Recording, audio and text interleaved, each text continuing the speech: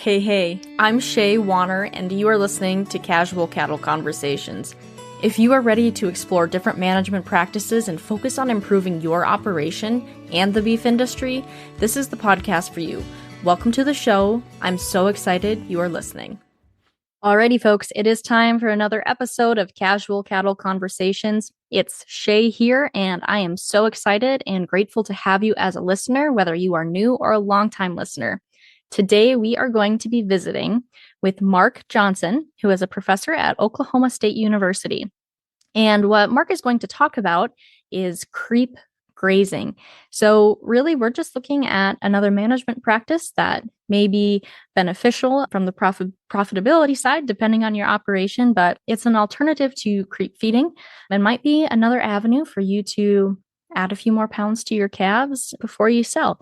But Mark's really going to talk about the pros and cons of creep grazing versus creep feeding, and what questions you need to ask yourself to see if this might be an opportunity worth exploring. Before we dive into that conversation, I do want to remind you that I am taking on speaking gigs. So if you need someone for a panel, a workshop, a keynote, I am happy to speak to your audience of cattlemen or women, or even if you're a fellow podcaster and you want to learn more about that, I'm happy to discuss those opportunities. The best way to contact me about anything, whether that's speaking or just feedback about the show, or if you have a topic you want to hear about, is to head to my website, casualcattleconversations.com, and there's a contact us form. You fill that out, it goes straight to my inbox, and I will get back to you. But with that, let's visit with Mark. All right, Mark. Well, it is a pleasure to have you on the show today. I know I've read a few of your articles, and that's kind of how I came across you and the topic of creep grazing, which we're going to be discussing today. But before we dive into that topic, I'm curious a little bit about why you are passionate about your profession. So can you briefly talk about what you do today and why you chose this as your career? I could give a long answer to that, Shay, but I grew up in Southwest Missouri on a family farm, and it's a centennial family farm in Missouri. I would have been the fourth generation of Johnsons on that homestead. And my father came back from the army. He was a sharecropper. And from the time I was old enough to be able to go with him to feed, I did. And he and I were pretty much the labor force up to the time that I was 18. And we raised a lot of row crops. We had a lot of cows. We made hay. It was what you think of as the traditional family farm and ranch. My mom was involved. My sisters were younger, but when they got old enough, they were involved. And so I always enjoyed all of that. But the thing that I was really passionate about was the cattle. And so as I worked my way through life, went away to college, and fortunate that I had the opportunity to come to Oklahoma State and go to college, I've just always had an interest in beef production. And I enjoy trying to tackle solutions that would potentially unlock the profit potential of beef production, or particularly cow-calf production. Commercial cow-calf production is what I grew up in. We didn't finish any cattle in my youth. We didn't run any stockers. We ran a commercial cow-calf operation, and I learned a lot from my father that it was important to use purebred bulls. And this has always been, at the age of 60, an interest to me to come at it from one angle or another, whether it's reducing input cost or trying to increase the value of the product we sell. That is my interest. Well, I think that's a very important interest, and it's very important to, as cattle producers, to have people like yourself kind of on our side to help research and connect us with some of those ideas and management practices, whether they're new or maybe older and a little revamped, to just connect us to those ideas so that we can improve the profitability of our operations and our lifestyle. So with that, we're talking about creep grazing today. Can you give a little bit of a background on what creep grazing is? Well, Creep grazing is basically we take a strip of pasture here or a lot that's, hopefully a little better quality grass. And maybe it's something we fertilized a little heavier, but we know that the quality, the protein content, the digestibility of that particular part of the pasture is going to be a little better. And we're essentially reserving it for calves to graze, probably putting up a creep gate there that they can get through, but the cows can't. And so they have got a source of forage that is of a little better quality that they can get to that the cows can't, that should permit them to grow a little better or have a little more weight at weaning.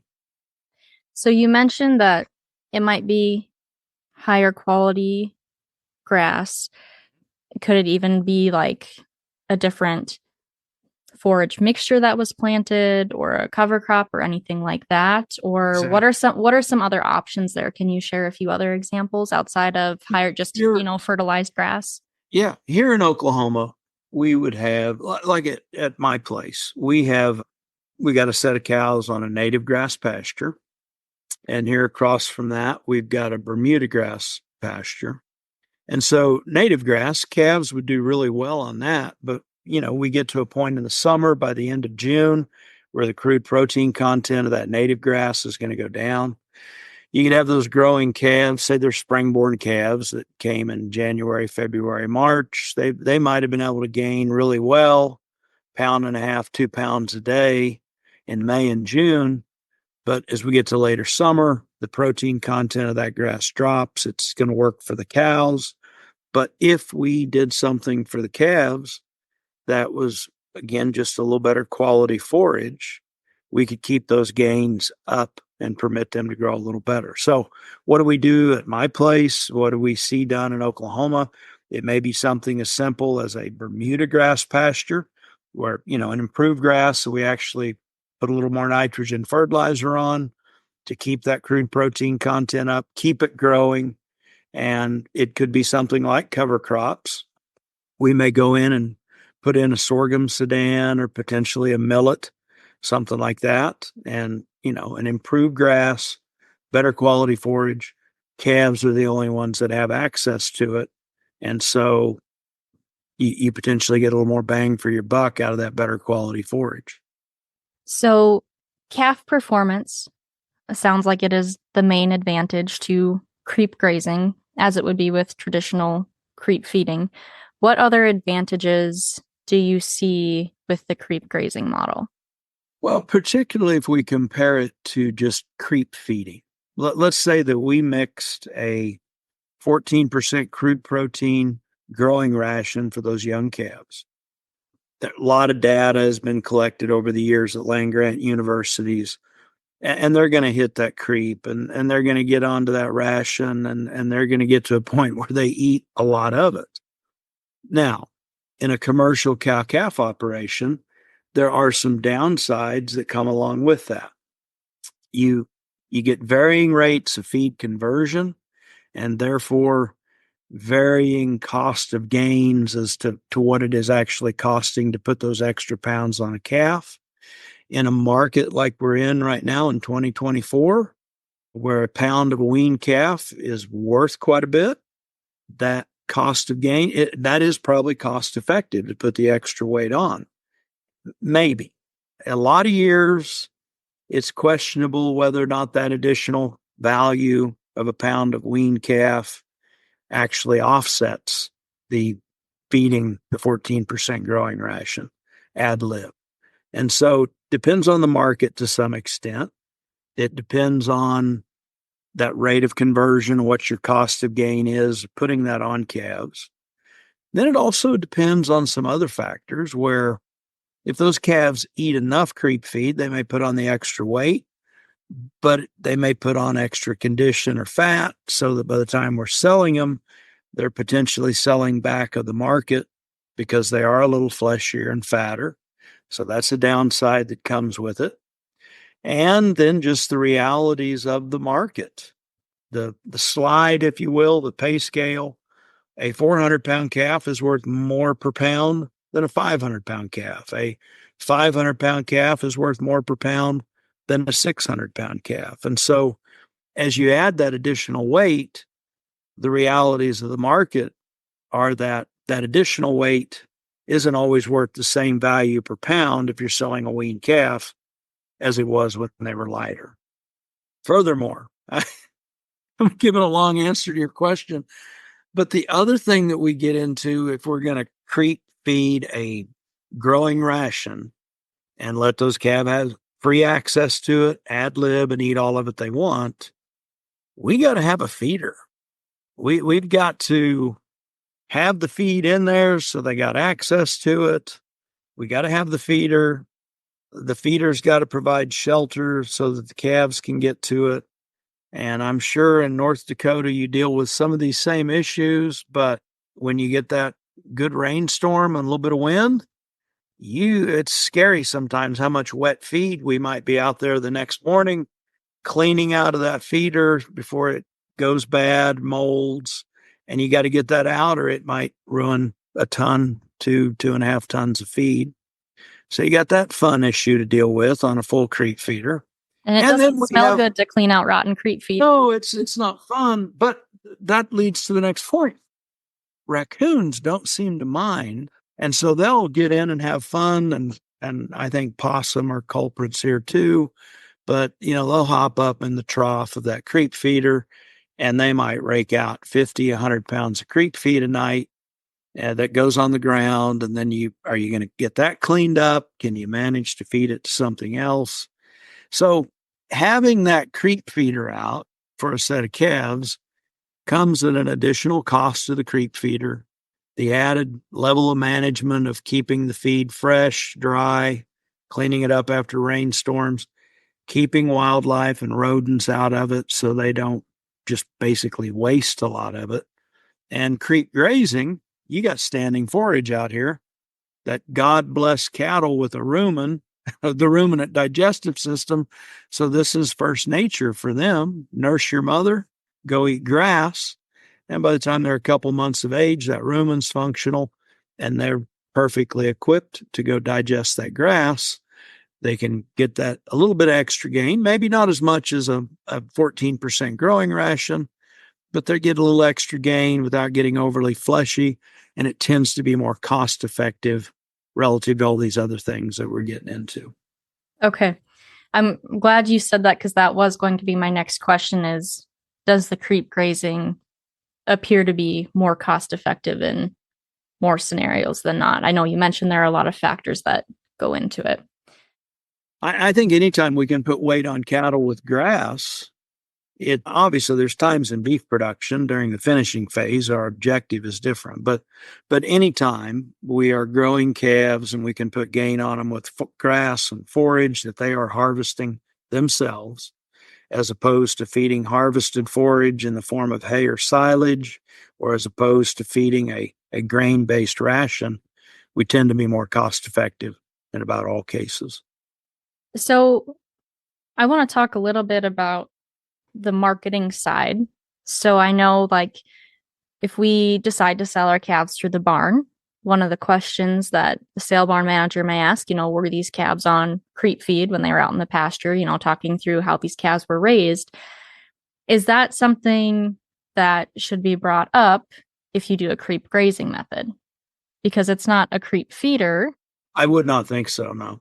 Yeah. I mean, they've been eating grass, whether they were out in the same pasture with their mothers eating milk and grass, or whether or not you had a creep graze strip for those calves to go into. Either way, they've been growing on grass and forage. So when you are working with producers who might be looking to implement this method, are they people who typically, are they selling off the cow? Are they backgrounding? Is it a mixture of both? Do you know? I think you could, whether or not you creep graze probably doesn't impact your marketing, whether you're going to sell wean calves or run them until they're yearlings or retain ownership all the way through finishing. Okay. So I want to talk a little bit about the structure of how this is set up. So is it something where it could be like a single hot wire that the calves could go under but would deter the cows? Is it a separate fence with, you mentioned like a creep gate? How permanent of a structure is kind of required? Because we talk about that with rotational grazing too with some of my guests, and that's the labor that goes with fencing. Mm-hmm. So what can some of those structures look like? That I've found to be most effective is just some kind of a simple creep gate. Same as we would put up, maybe around the perimeter of a creep feeder, but we just go open a gate. We set our creep gate that's about 8 foot wide and got our slots in here small enough and at a height that a growing calf could go through, but a cow can't. And so calves are typically pretty curious and investigate things a little more so than cows. So if you get that creep gate in there where they've got access, or for that matter, you could even structure something where you just put an open gap in a gate and secured it. The cow couldn't get through, but it was wide enough for the calf to get through. Those little rascals will find their way in there. And if they like what they got to eat, more of their buddies join them and they get access to it. But that's one of the upsides of creep grazing. You don't have to invest in the equipment, the creep feeder. You can keep it pretty simple, and some means of just providing access to calves that a cow can't get through works, and then the calves will do the rest. So what are some of the main challenges that come with those first years of creep grazing? Because I feel like anytime we switch a management practice, there can inherently be challenges or learning curves that come with it. Yeah, I think a lot of it probably carries over. You mentioned rotational grazing, and you're going to have a certain part of a pasture or a trap that you try to grow that grass in that only the calves have got access to. So probably fencing and just making sure you got the infrastructure in that regard is really the thing that permits it to happen. So if someone is wondering if this management practice is something they should consider, what types of questions do you recommend they ask themselves? Oh, I think probably over time you take a look at calves. Say you're a spring calving operation and you're weaning calves at whatever point you do it, late summer or fall. If you're taking a look at those calves and feel like they've got a little more growth than what you tapped out of them, and they look a little thin, and you figure, boy, they could have easily weighed another 50 pounds and still had a lot of compensatory gain left. Well, if you see that happen repeatedly over time and you're not in a drought, well, maybe you go that route and try to set up a management plan where they've got access to a little better pasture to tap more of that growth potential. So where can people go to find more resources about this topic? Well, I think we've got probably most all the land grants have published extension fact sheets on creep feeding or creep grazing and the pros and cons of them. Probably wouldn't hurt to check with agronomist and, based on what part of the world you're in, what is maybe a good cover crop or something that forage that you want to try to grow for calves. And again, I get back to it. It can be as simple as you mentioned running a hot wire.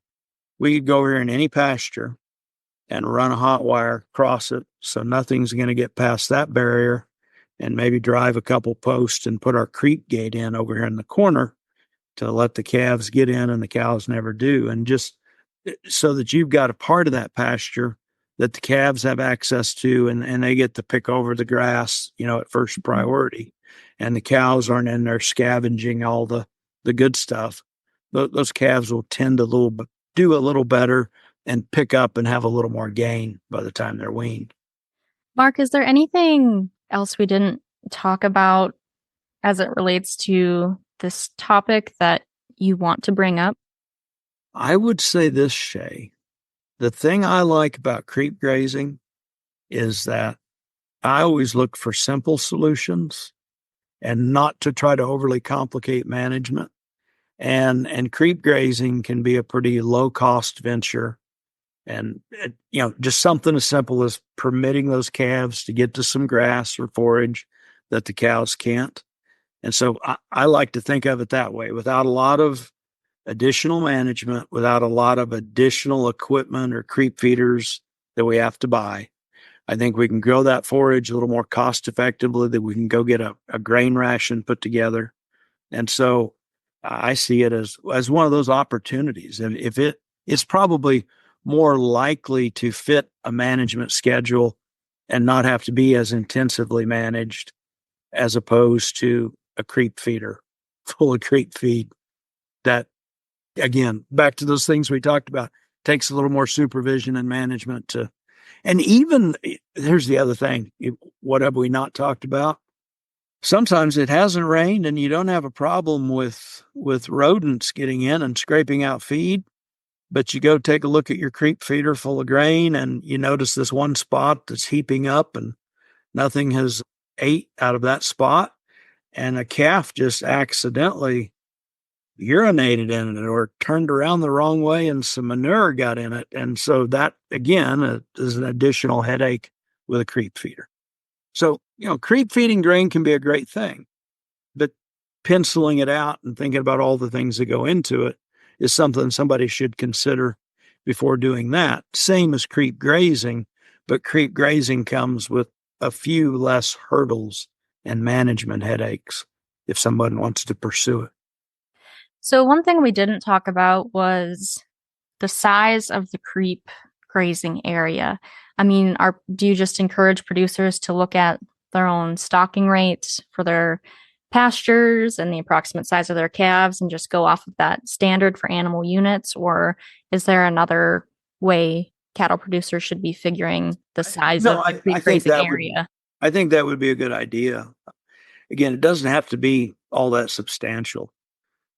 Depending on the size of the calves when they start, they don't need a lot there at the beginning, but something that's green and in the vegetative state that they have access to, you can kind of play it by ear, but just to give them that little extra boost, it can be a pretty small area there at the beginning that you start with. That doesn't need to be a quarter section of grass just for the calves.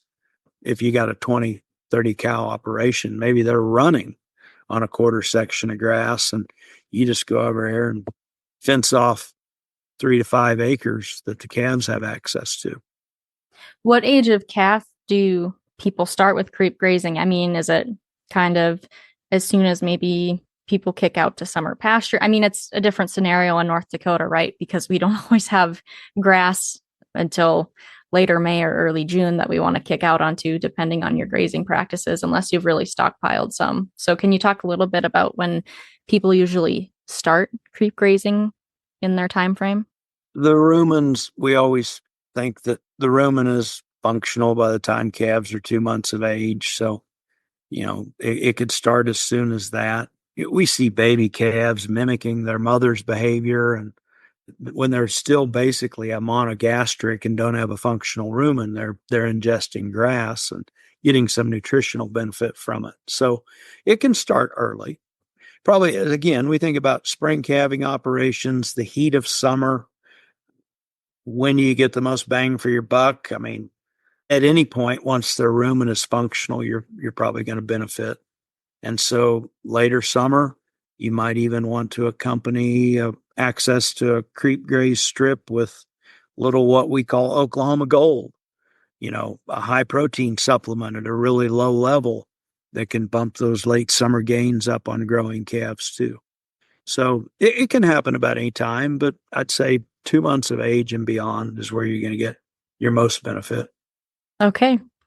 So a little bit of a fun and bigger picture question. Does not have to be related to the topic at all today, but in your career space, what are you excited about? Whether that's research, management practices, just thinking about how producers are adopting changes, it could be anything. What are you excited about when you think about the future of the beef industry? Uh-huh.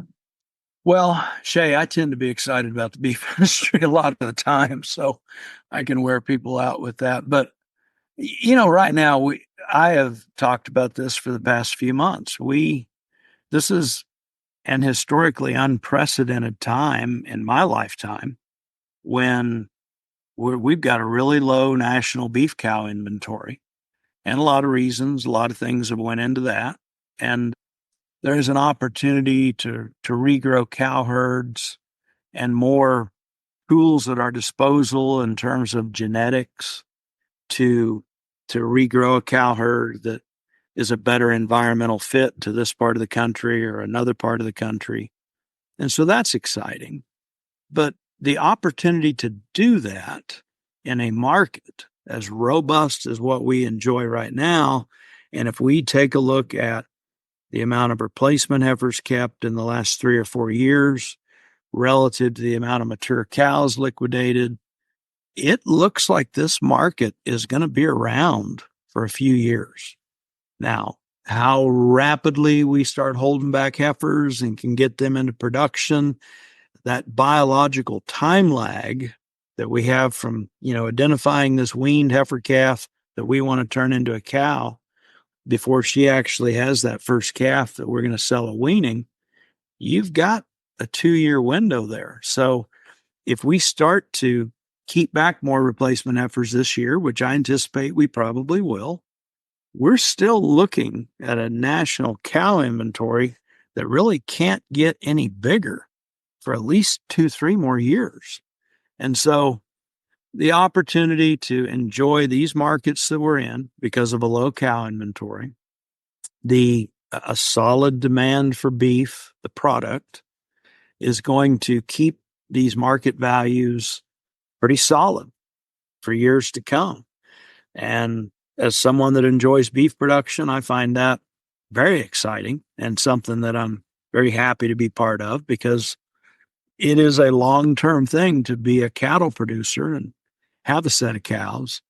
And there are good years, and there are years that doesn't matter what you've done, how good your management is, how solid your genetics are. In those years, it doesn't rain and you can never grow any grass, or a bull goes bad, or something goes off the rails that impacts the beef market in a negative way that didn't have anything to do with beef producers. We live through those years to enjoy times like this. And so this is a fun time to be in the cattle business. Awesome. Well, Mark, thank you for taking time to be on the show today and share your knowledge. Shay, I appreciate you having me, and I've enjoyed it. All right, folks, that is a wrap on that one. Now, if you want more information, I did include a few links in my show notes. Additionally, if you want to kind of read the article and skim over what we talked about in this podcast, I write an article that summarizes every podcast episode, and that's on my website, which can also be found in the show notes. With that, have a great day and happy ranching.